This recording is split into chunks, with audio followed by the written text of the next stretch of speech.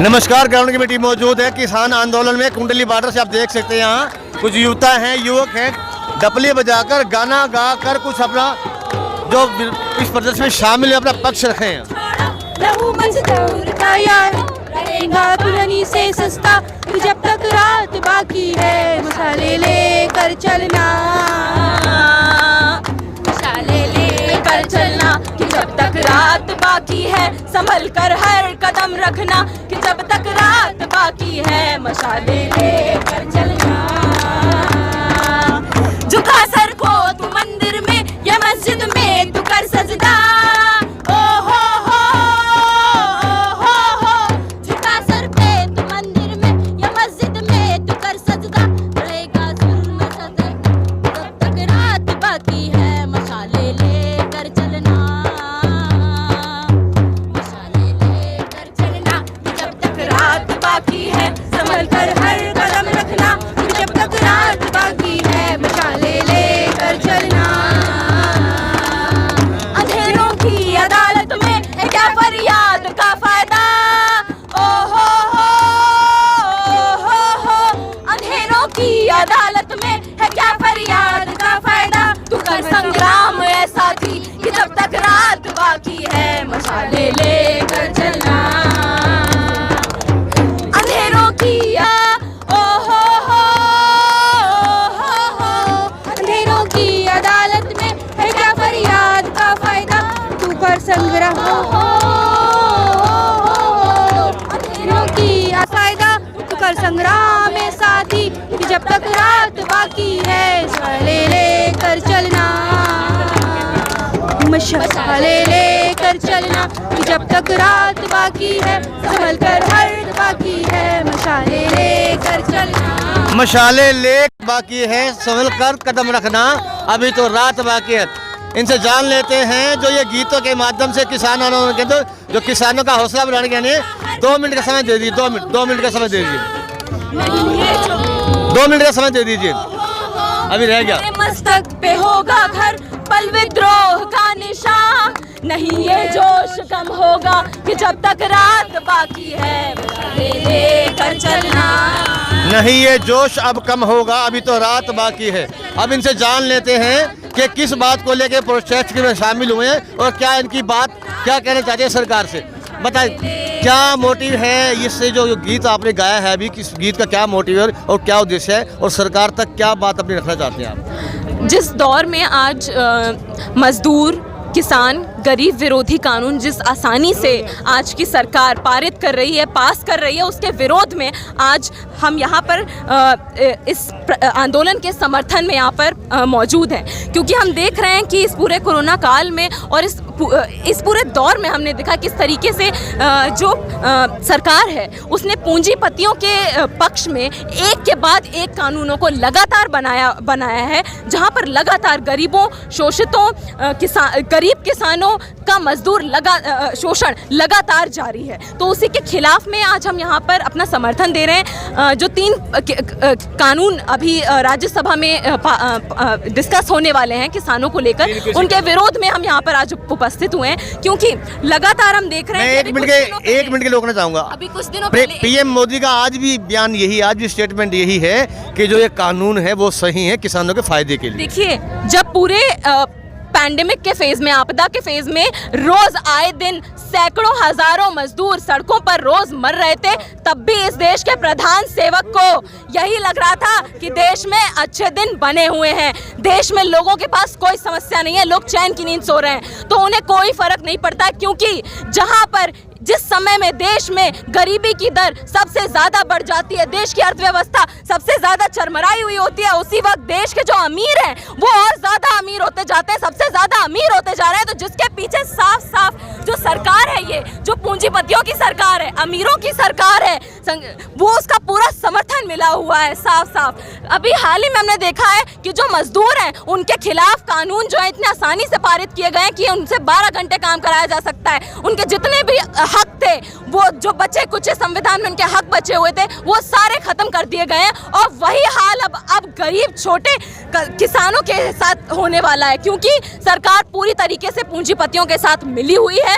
उसे कोई मतलब नहीं है कि इस देश में, पंजाब में, हरियाणा में, दिल्ली में, चंडीगढ़ में, यूपी में, बिहार में जो गरीब किसान है, जो खेतीहर मजदूर है, जो किसी और की जमीन पर काम करने को मजबूर है, उनके साथ क्या होता है, उनके क्या हश्र होगा। इस तरीके के उनके कानूनों के बाद सरकार को कोई फर्क नहीं पड़ता है। तो उसी के विरोध में ये आंदोलन जो है वो तब तक चलता रहेगा जब तक इस तरीके के कानून ना सिर्फ वापस लिए जाएंगे, सरकार को ये बात समझ में जब तक नहीं आ जाएगी कि इस तरीके के कानून बनाना बंद करना होगा और गरीब मजदूर किसान के हक में कानून बनाना, जिसके लिए चाहे बीजेपी सरकार हो, चाहे आगे आने वाली कोई भी सरकार हो, जिसको जनता चुनती है, उसको उनके हक में फैसले लेने पड़ेंगे, ना कि उन पूंजीपतियों के हक में जो लगातार जो उनकी फंडिंग और कैंपेनिंग और इलेक्शन का लगातार स्पॉन्सरशिप करती हैं और उसी जनता का दमन कर रही हैं जो वोट देकर उनको उस कुर्सी पर बैठाते हैं। तो हम अपना आंदोलन तब तक कंटिन्यू रखेंगे, तब तक जारी रखेंगे, सिर्फ किसानों के हक में नहीं,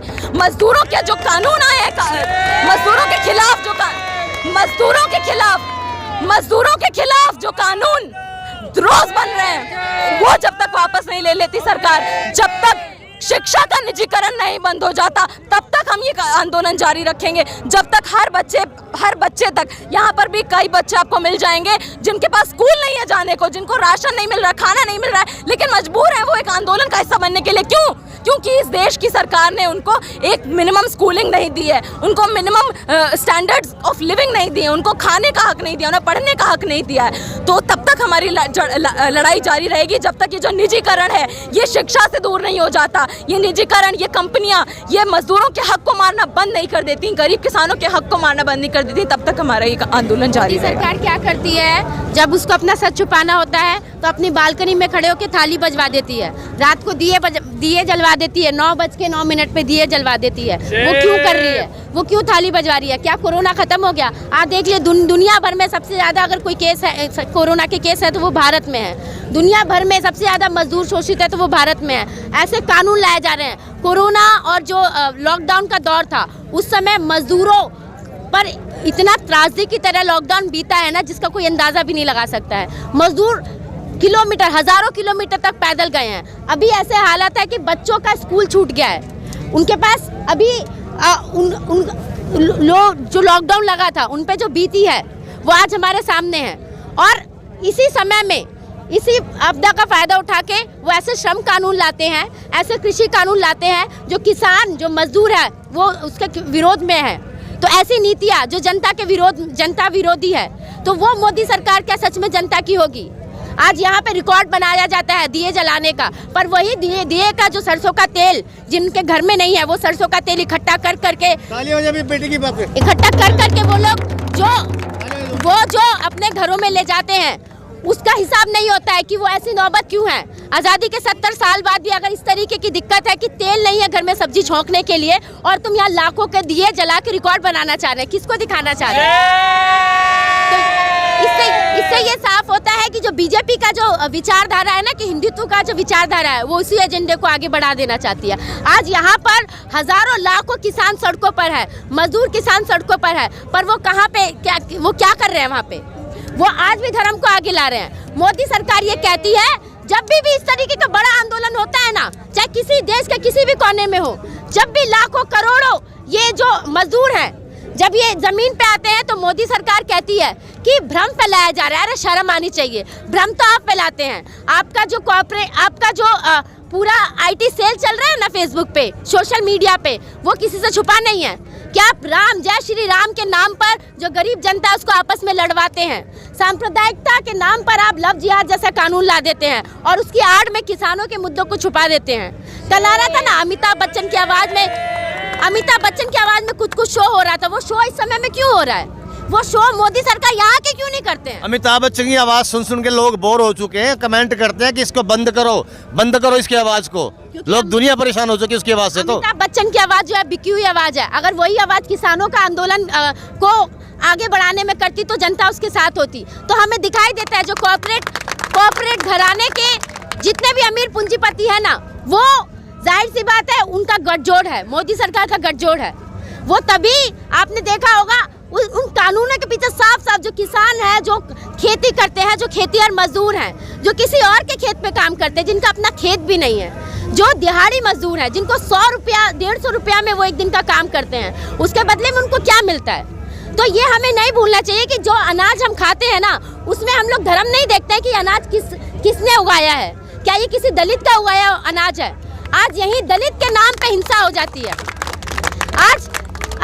आज हम देखते हैं कि इतना जातिवाद है। आज ब्राह्मण जो है दलित को मार देता है, ऑनर किलिंग हो रहा है, इस तरीके के हालात पैदा हो रहे हैं, उसको नहीं देखा जा रहा है। आप हिंदू धर्म में देख लीजिए कि आपस में लड़वाने का काम खुद ही बीजेपी करती है। बीजेपी कभी नहीं चाहते हैं कि जाति खत्म हो, पर वो हिंदू मुस्लिम को आपस में लड़वाने के लिए लव जिहाद जरूर डाल देते। बाहर है सरकार, हम लोग सब समझ रहे हैं। ये साजिश जो है ये ज्यादा देर तक चलने वाली नहीं है। आज तुम 3 श्रम कानून ला रहे हो, कल तुम क्या लाओगे हमें नहीं पता है। आज तुम लव जिहाद के नाम पे आप ये बल्लभगढ़ में जो घटना होती है उसके नाम पे आप लव जिहाद ला देते हो। और ये जो यहाँ पे पहलू खान को सिर्फ एक टोपी पहनने की वजह से उसको मार दिया गया था, तब आप कोई ऐसा कानून नहीं लाते हैं। तो ये सारे मुद्दे हैं और आज हम किसानों के साथ खड़े हैं और किसानों के समर्थन में आज हम आए हैं। और हम इन मुद्दों के माध्यम से हम बता देना चाहते हैं कि चाहे तुम अयोध्या के नाम पे, चाहे तुम धर्म के नाम पे, चाहे तुम अन्य भाषणबाजी के नाम से किसानों को बरगला नहीं सकते हैं। किसान अपना हक जानते हैं और हम लोग यहाँ तक जब तक बैठे रहेंगे तब तक आप हमारी मांगे सुन नहीं लेते हैं। आप कहते हैं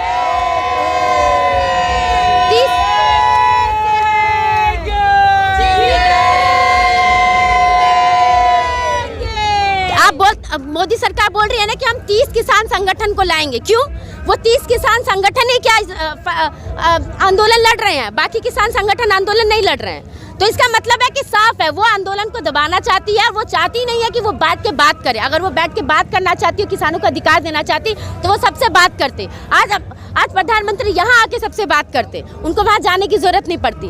तो हमें इस तरीके का आंदोलन खड़ा करना है कि उनको यहाँ आने के लिए मजबूर होना पड़ा और हमारी मांगे मानने के लिए मजबूर। यह देखा आपने, देश की बेटी है, कितना रोष है, कितना आक्रोश है और साथ बहुत जोश भी है। अब देखना होगा ये सभी बातें सुनने के बाद सरकार किसान आंदोलन को लेकर क्या फैसला करती है। ये देखने वाली बड़ी गंभीर विषय की बात होगी और हम आपको किसान आंदोलन से लगातार हर एक खबर दिखाते रहेंगे। लगातार आप बने रहिए हमारे साथ, लगातार हम आपको खबरें दिखाते रहेंगे। ग्राउंड मीडिया से मैं हरीश कपूर अपने कैमरामैन सहयोगी इंतजार आलम के साथ दिल्ली के किमरी बॉर्डर किसान आंदोलन से।